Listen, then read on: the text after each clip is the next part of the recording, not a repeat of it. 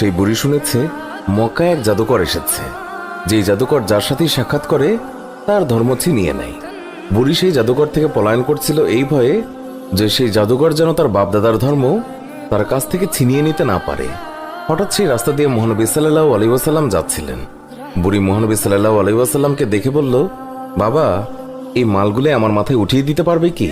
মহানবী সাল্লাল্লাহু আলাইহি ওয়াসাল্লাম যখন মালগুলি তুলে দিতে গেলেন তখন তিনি দেখলেন মালগুলো খুবই ভারী, আর এত ভারী যা বুড়ি উঠাতেই পারবে না।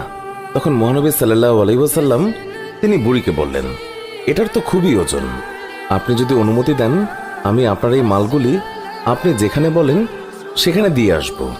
বুড়ি তো খুবই খুশি, সে খুশি মনে অনুমতি দিল। মহানবী সাল্লাল্লাহু আলাইহি ওয়াসাল্লাম সকল মালপত্র নিজের মাথার উপর তুললেন আর বুড়ির সাথে পথ চলতে লাগলেন। আর বুড়ি পুরো রাস্তায় ওই জাদুকরকে বকা দিতে দিতে গেলেন। মহানবী সাল্লাল্লাহু আলাইহি ওয়াসাল্লাম বুঝলেন বুড়ি কার ওপর প্রচন্ড রেগে আছেন। তাই মহানবী সাল্লাল্লাহু আলাইহি ওয়াসাল্লাম বুড়িকে প্রশ্ন করেন, মক্কা ছেড়ে কেন যাচ্ছেন? বুড়ি বলল, আমি শুনেছি মক্কায় এক জাদুকর এসেছে যে মানুষের ধর্ম লুটে নিচ্ছে। আমি সারা জীবন মূর্তি পূজা করেছি, আমার বাপদাদা তারাও মূর্তি পূজা করেছে।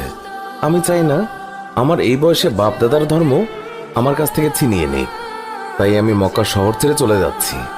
মহানবী সাল্লাল্লাহু আলাইহি ওয়াসাল্লাম বুড়ির কথা শুনে তার মাল ফেরত দেননি, বরং যত্নের সাথে মাথায় করে বুড়ির সব মালামাল বহন করে নিয়ে গেলেন। বুড়ির গন্তব্যে তার মালামাল পৌঁছে দিয়ে মহানবী সাল্লাল্লাহু আলাইহি ওয়াসাল্লাম চলে আসার সময় বুড়ি জিজ্ঞাসা করল, বাবা, তুমি আমার জন্য এত কষ্ট করেছ, তোমার নামটা তো বলো, যাতে আমি লোকদেরকে তোমার নাম বলে প্রশংসা করতে পারি।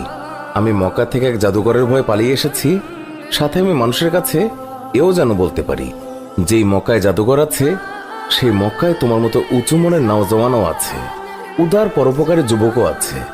আমি তাদের কাছে তোমার নাম বলে বলে প্রশংসা করব।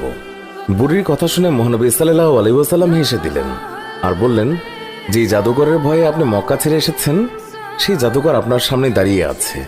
বুড়ি বলল, সত্যি সত্যি আপনি মুহাম্মদ? হুজুর বললেন, হ্যাঁ, আমি সেই মুহাম্মদ। তখন বুড়ি বলল, তাহলে আপনার জাদু আমার উপর ক্রিয়া করে ফেলেছে। সুবহানাল্লাহ, আপনি